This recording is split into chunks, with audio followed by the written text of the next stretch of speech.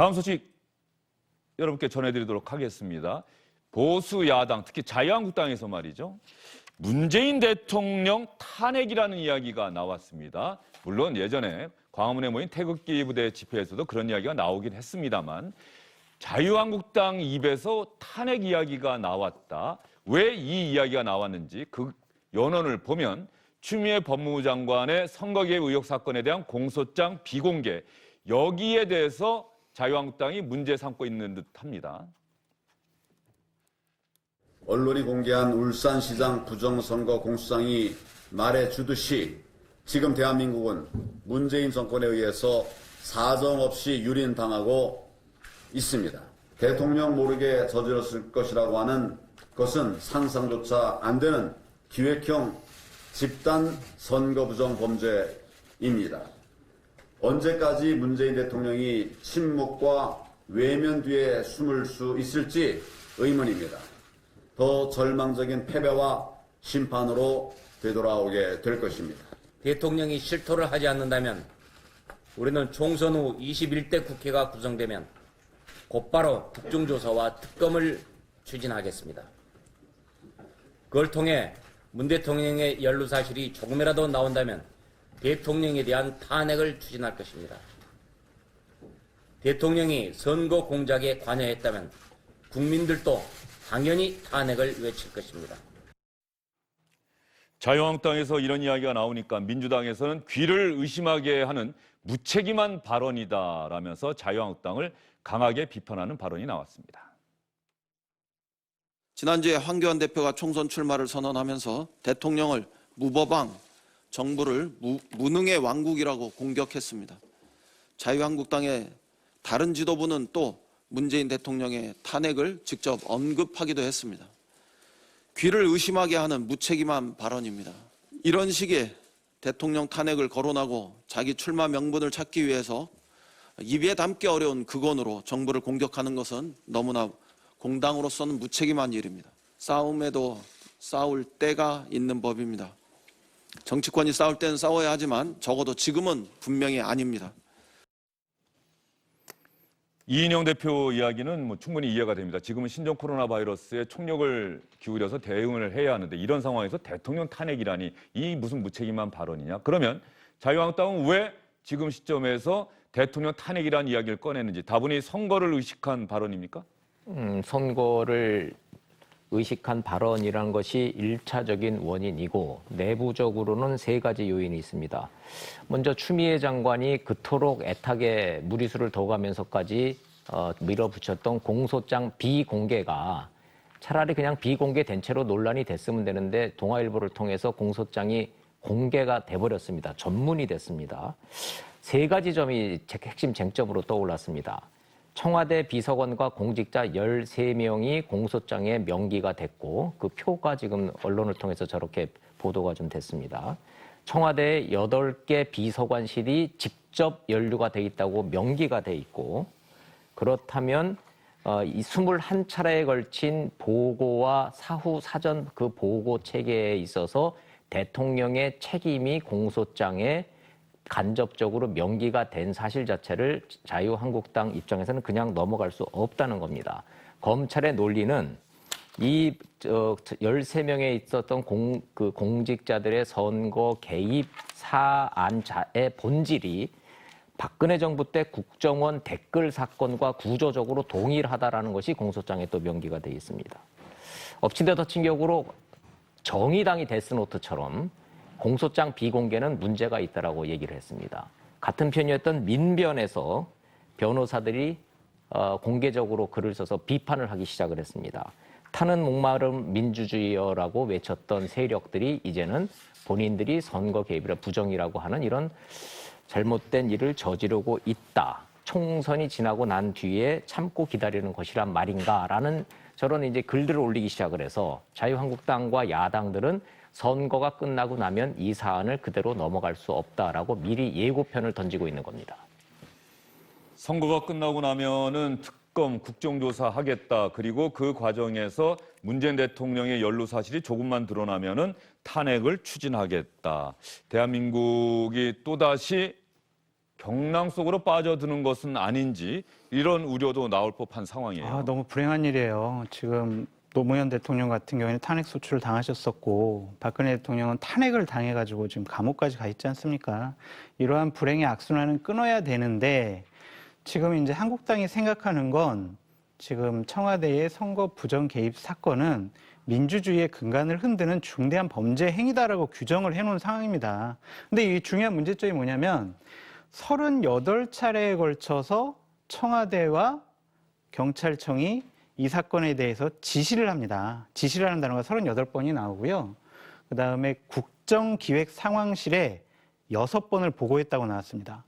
국정기획상황실은 딱 한 명한테만 보고를 합니다. 대통령한테만 보고를 하는 거죠.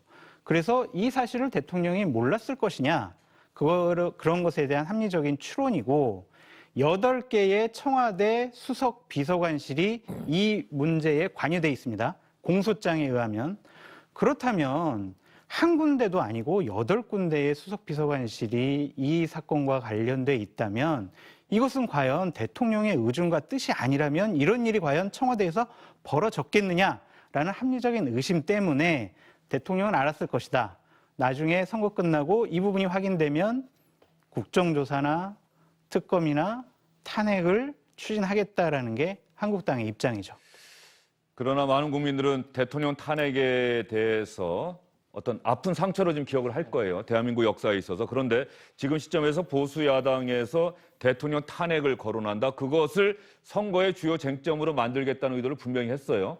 끝나고 나면 특검 국정조사 하겠다 이야기까지 하면서 탄핵 이야기를 했단 말이죠. 저는 이 사안은 뭐 보수 야당이 정치적 공세를 펼칠 수 있는 사안이라고 생각해요. 그리고 이제 총선에서 우리한테 표를 주셔가지고 우리가 이겨야지 뭐 특검도 할 수 있습니다. 이까지 이야기를 할 수 있다고 생각을 하는데 지금 가정을 몇 번이나 붙여서 만약 뭐뭐 한다면 그래서 또 뭐 한다면 그래서 뭐 한다면 4번의 if를 붙여가지고 대통령 탄핵을 추진할 것입니다를 말하는 게 가치적인 면하고 실리적인 면에서 다 옳은가. 이것은 오히려 지금 울산 사건에 대해 가지고도 조금 부정적으로 생각하는 중도층을 훨씬 더 되돌릴 수밖에 없는 그런 식일 거다. 오히려 보수 야당의 탄핵 이야기에 중도층이 등을 돌릴 수 있다. 그렇죠. 예를 들어서 실제로 박근혜 전 대통령 탄핵 이야기가 한참 나올 때도요.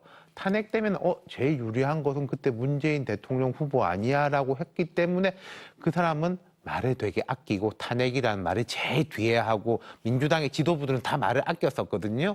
근데 지금 저는 한국당을 보면은 요즘 몇 번 그런 예를 들었는데 이게 쌀을 보니까 쌀만 보면은 떡해 먹을 생각하는 것 같아요. 그러니까 답답한 거죠. 예, 알겠습니다. 제가 이제 간략하게 말씀해 주십시오. 네, 제가 선거 전략 참모라면 더 이상 한국당이나 보수파 쪽에서는 탄핵 얘기를 안 하도록 막겠어요.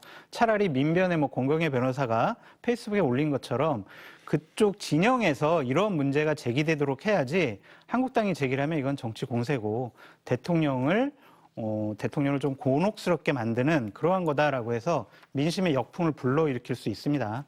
그렇기 때문에 그런 아픈 상처들은 좀 신중하게 접근했으면 좋겠다라는 생각이 듭니다. 알겠습니다. 그러면 이 연원에는 추미애 장관의 공소장 비공개가 있다고 말씀드리지 않았습니까?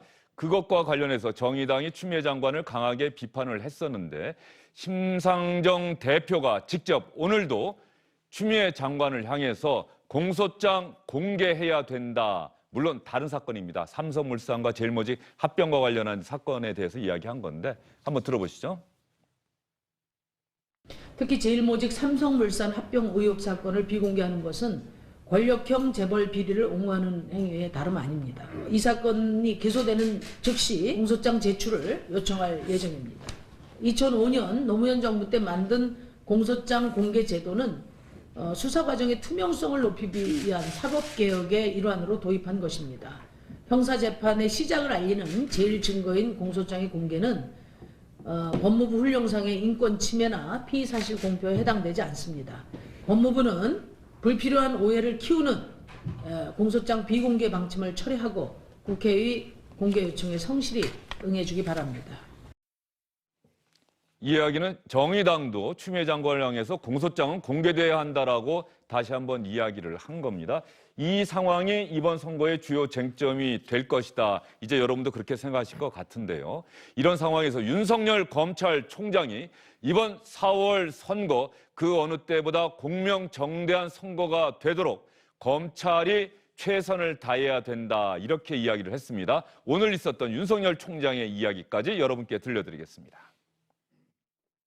선거 범죄에 대한 엄정한 수사는 정치 영역에 있어 공정한 경쟁 질서를 확립하는 것으로 우리 헌법 체제의 핵심인 자유민주주의의 본질을 지키는 일입니다. 일선 검사들이 법과 원칙에 따라 소신껏 수사할 수 있도록 저는 검찰총장으로서 물심양면으로 최선을 다해 전폭 지원할 예정입니다. 한편 검찰에게 정치적 중립은 생명과도 같은 것이어서 검사가 정치적으로 편향된 것은 부패한 것과 같다는 점을 명심해야 합니다.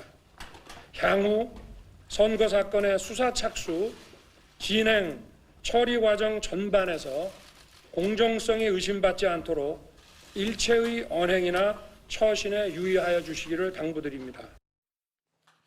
예, 윤석열 검찰총장의 이야기 들어보셨습니다. 검찰에게 정치적 중립은 그 무엇보다 중요한 가치다. 이렇게 강조를 했고요. 조금 전에 이낙연 전 총리 그리고 황교안 대표 이야기를 잠깐 해드렸는데 황교안 대표가 성균관 유림 만나는 장면 잠깐 여러분께 보여드리겠습니다. 여기까지 오시고 고맙습니다. 저는 20일 나오신다 해서 한참 기다렸습니다. 아, 그래요? 오늘 오신다 해서 전국에 그러니까 각 도마다 또 대표급의 조인들 다 오셨습니다. 우리 황 대표님은 아주 열렬한 팬들입니다. 감사합니다. 김영경 관장님께서 정말 어려운 시절에 우리 국민들에게 방향을 제시해 주시고 또 유림의 그동안의 삶의 여정이랄까 우리에게 주시고 계시는 그런 교훈들을 오늘에 되살릴 수 있는 기회를 주신 것을 감사를 드립니다. 제가 고맙습니다. 황교안 자유한국당 대표가 성균관 유림 대표를 만나는 장면 보셨고요. 그러면 이낙연 전 총리의 오늘 일정도 여러분께 보여드려야겠죠. 어떤 일정을 소화했을까요?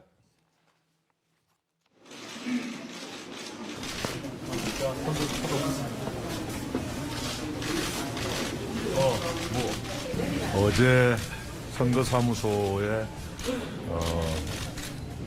그 외벽 현수막을 내걸었고요. 어제부터 명함을 배부하기 시작했습니다. 오늘은 처음으로 출근길 인사 시작했습니다. 그리고 이제 지금부터의 일정은 이제까지 해왔던 대로 여러 현장을 다니는 그런 동선이 계속될 겁니다. 체온만 되는 거죠? 예, 이거 체온. 정신 상태. 네, 서울 종로 출마를 선언한 두 전직 총리의 오늘 일정 여러분께 간략히 소개해드렸고요. 조금 시간은 지났습니다만 강민석 청와대 대변인이 오늘 첫 브리핑을 했다고 합니다. 저희가 현직 기자가 바로 청와대로 가는 것에 대해서 비판적인 의식을 담아서 여러분께 전해드렸는데 첫 브리핑에서 어떤 이야기를 했는지 또 강민석 대변인이 어떤 사람인지 여러분 궁금하시죠? 직접 들어보시죠. 신임 대변인 강민석입니다. 인사드립니다. 빨리 뵙고 싶었는데 하여튼 오늘 지금 이 자리에 서게 됐습니다. 앞으로 어쨌든 여러분과 이곳 춘추관에서 동고동락하게 됐습니다. 다시 한번 잘 부탁드리겠습니다. 오늘 이 자리에 선 건 짧게 신임 대변인으로서의 각오를 말씀드리기 위해서입니다. 보통 아다시피 대변인은 대통령의 입이라고 합니다. 저는 신임 대변인으로서 대통령의 말뿐만 아니라 대통령의 마음까지 전달하고 싶은 게 제 앞으로의 각오이며 목표입니다. 어제 대통령을 처음 수행해서 충남 아산, 진천, 충남, 아산, 충북, 진천 지역을 수행했습니다. 현장에서 국민을 사랑하고 국민을 섬기려 하시는 대통령의 마음을 느낄 수가 있었습니다. 앞으로 그런 대통령의 마음까지 여러분을 통해 국민에게 제대로 잘 전달될 수 있도록 최선을 다하겠습니다. 예, 강민석 대변인 첫 브리핑이 와서 조금은 긴장된 모습을 보였고요. 끝나자마자 뭐 여러 가지 질문을 받았습니다. 관련해서 어떤 답변을 했는지는 또 내일 여러분께 전해드리도록 하겠습니다. 세 분간 여기서 인사드리겠습니다. 수고하셨습니다.